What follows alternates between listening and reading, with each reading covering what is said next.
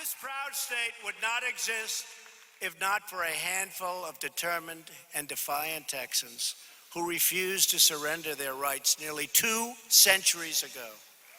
Right? You know who I'm talking about. You know who I'm talking about. In 1835, soldiers from General Santa Anna's army marched into the little Texas town of Gonzales and ordered those settlers to surrender their small cannon they relied on to protect their lives and protect their homes.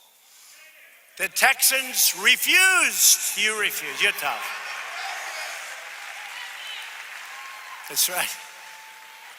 They were not about to give up their only means of self-defense. In response, Santa Anna's army returned with a large group of additional people. They had men all over the place. The army was big. This time they were met by dozens of Texans, settlers, soldiers, and ordinary citizens who had rushed to Gonzales to defend their rights and their freedom. As Santa Anna's men watched from a distance, those brave Texans raised a flag for all to see. And you know what it said. On the banner, they painted a cannon along with 4 words that echoed through the ages. And you know what it is? It said, "Come and take it. Come and take it."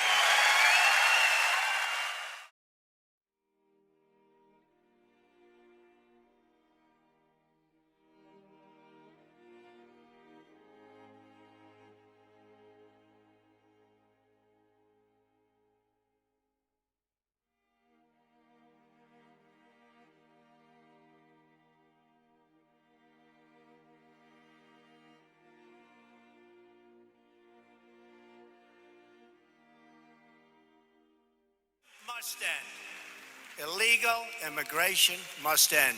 We are going to have strong borders. I will tell you, we have maxed out every law. We are going to have truly strong, and we're going to take people into our country, but they're going to come in based on merit, not based on picking somebody out of a bin. The same senators, along with nearly every other Democrat, also voted to protect something that's actually becoming very unpopular, sanctuary cities. Can you believe finally people are starting to get it? Democrats and liberals in Congress want to disarm law-abiding Americans. At the same time, they're releasing dangerous criminal aliens and savage gang members onto our streets. These countries send up their worst. Remember what my opening speech, I got criticized for it, remember? Well, guess what? They're not sending their finest, that I can tell you. We're getting some real beauties in here. But we're taking MS-13 horrible killer gang members, we're getting them out because our guys are much tougher than theirs. There is not even a little bit of a contest. And that's the only language they understand. That's the only language they understand. These are savage killers. My administration believes our cities should be safe havens for Americans, not sanctuaries for criminals.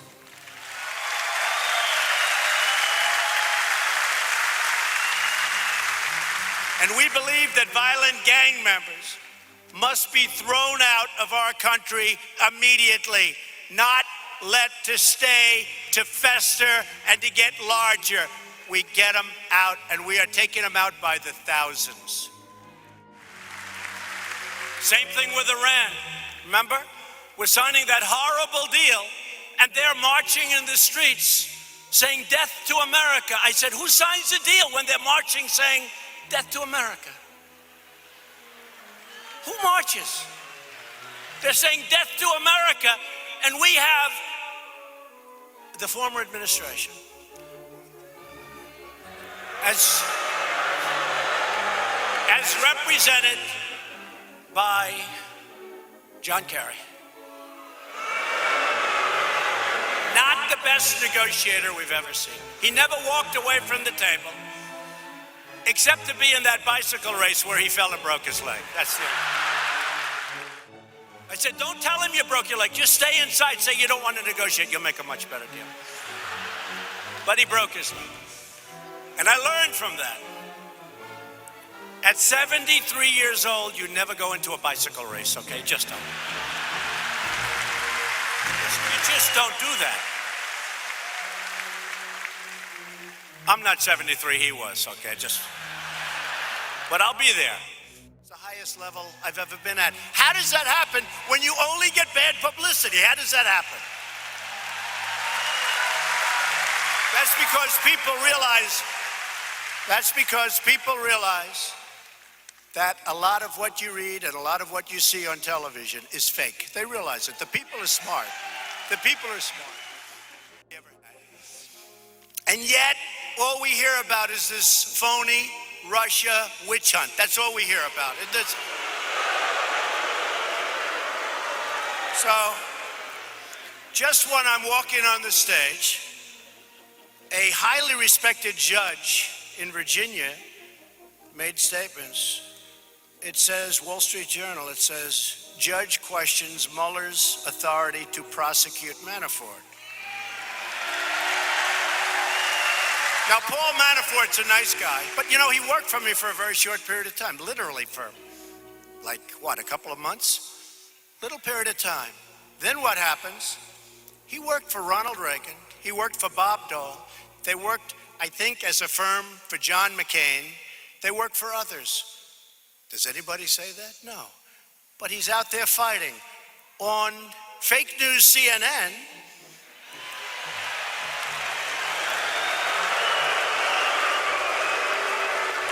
I think NBC may be more distorted and worse, but on CNN, they have a headline, Judge in Manafort case says Mueller's aim is to hurt Trump.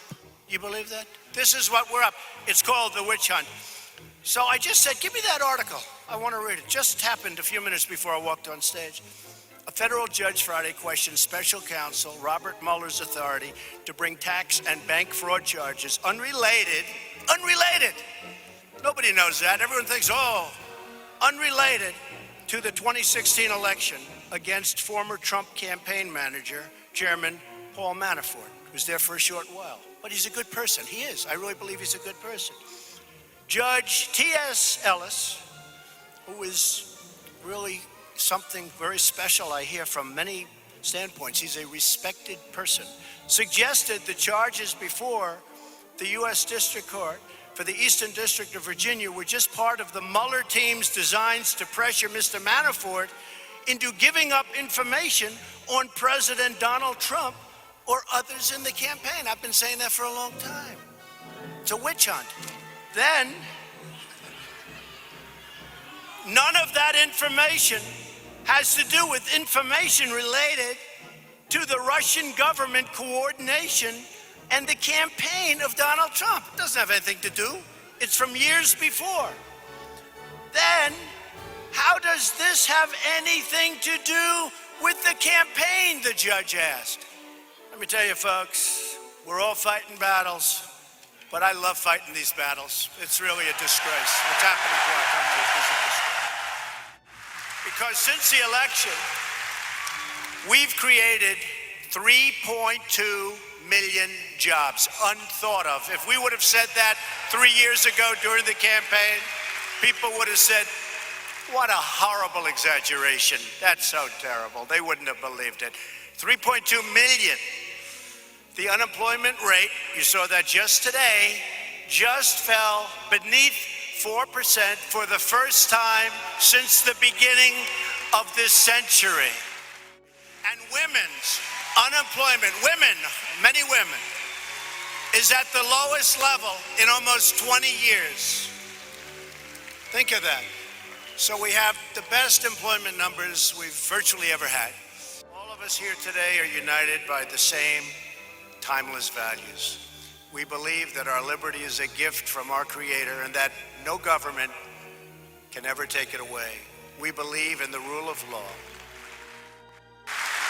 And we support the men and women of law enforcement. We have pride in our history and respect for our heritage. We put our hands on our hearts for the Pledge of Allegiance, and we all proudly stand for the national anthem. We proudly stand. Finally, I want to thank all of you, the true American patriots of the NRA, who defend our rights, our liberty, and our great American flag. Thank you. Thank you. The people in this hall have never taken our freedom for granted, never. And you have never stopped fighting for our beloved Constitution. You give your time, your energy, your vote, and your voice to stand strong for those sacred rights given to us by God, including the right to self-defense. And now, thanks to your activism and dedication, you have an administration fighting to protect your Second Amendment, and we will protect your Second Amendment. Your Second Amendment rights are under siege, but they will never, ever be under siege as long as I'm your president. As we secure our borders, we're also supporting the heroes who fight crime, serve our citizens, and secure our streets. Our brave men and brave women in blue. We love them. So let's talk about guns, shall we? Paris, France, has the toughest gun laws in the world. The president just left Washington. Emmanuel, great guy. Nobody has guns in Paris, nobody. And we all remember more than 130 people, plus tremendous numbers of people that were horribly, horribly wounded. You notice nobody ever talks about them. They talk about the people that died, but they never mention that 250 people had horrible, horrible wounds. I mean, they never mentioned that. But they died in a restaurant and various other close proximity places. They were brutally killed by a small group of terrorists that had guns. They took their time and gunned them down one by one. Boom, come over here. Boom, come over here. Boom. If you were in those rooms, one of those people and the survivors said it just lasted forever. But if one employee or just one patron had a gun, or if one person in this room had been there with a gun aimed at the opposite direction, the terrorists would have fled or been shot. And it would have been a whole different story. I mean, right? We all know what's going on in Chicago. But Chicago has the toughest gun laws in our country. They're so tough. But you know what's happening? It seems that if we're going to outlaw guns, like so many people want to do, Democrats, you better get out and vote.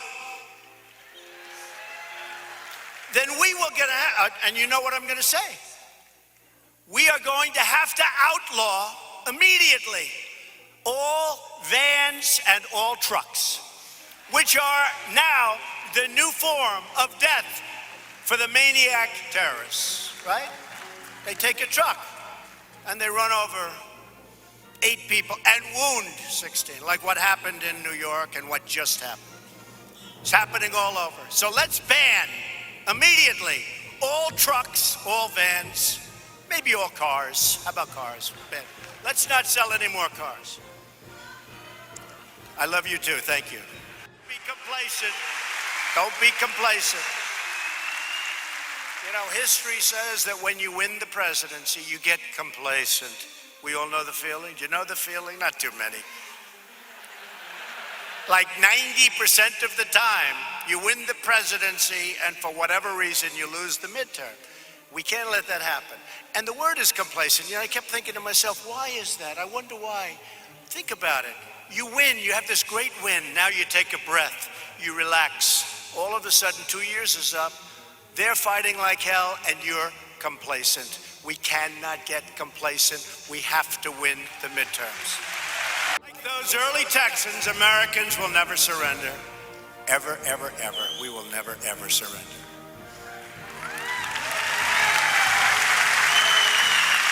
We will never give up our freedom. Americans are born free. We will live free, and we will die free. So first of all, I want to thank everybody for watching. If you're looking for a way to contribute to the channel, go ahead and come here to this landing page. And if you have not hit the subscribe button already, please click the subscribe button. Go ahead and do that, and hit the bell for notifications if you want to be notified when these videos get posted. But if you're looking for another way to contribute to the channel, go ahead and scroll down and leave your thoughts, theories, and insights in the comments. Because like I say, we try to have our own QAnon research board at the end of each one of these videos. So if you guys have any thoughts, theories, comments, explanations you want to share, please go down there and leave your thoughts. That would be really helpful, and I want to thank everybody in advance for doing that. Now, if you're looking for another way to contribute, come over here to patreon.com. That's patreon.com. You can search Just Informed Talk. You'll come here to this landing page. Go ahead and click this button to become a patron. You can contribute what you want, but come check out my rewards, my goals, and let me know what you think about what we're doing here. But I can tell you right now that demonetization is real, and that censorship is real, and that I need all the help I can get. So please come here and contribute if you can. I really appreciate it. And it's not a one-way street. You get rewards for your contributions. So please come here and check that out. Before we go, we're going to talk about the most important thing, and that's going to be just remembering verses that we know are important. I know a lot of people out there, especially those who I love and care about, are going through hard times. Unfortunately, that is the way that we have to deal with situations in certain periods where God puts us through trials that we have to overcome, because there's obviously something that we need to learn that will make us stronger for the future. So this just reminds me of Psalm 98, where it's just reminding us how to praise and love God. So we're going to read right through it very quickly. It says, "Sing a new song to the Lord, for he has performed wonders. His right hand and holy arm have won him victory. The Lord has made his victory known. He has revealed his righteousness in the sight of the nations. He has remembered his love and faithfulness to the house of Israel. All the ends of earth have seen our God's victory. Shout to the Lord, all the earth. Be jubilant. Shout for joy and sing. Sing to the Lord with the lyre and melodious song, with trumpets and blast and the ram's horn. Shout triumphantly in the presence of the Lord our King.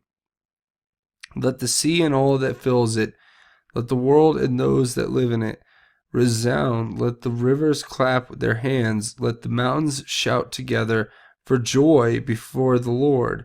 For he is coming to judge the earth. He will judge the world righteously and the peoples fairly." I know that's going to be a repeat for some of you out there who have followed this channel very closely for a long time, but it is the most important psalm to share, in my opinion.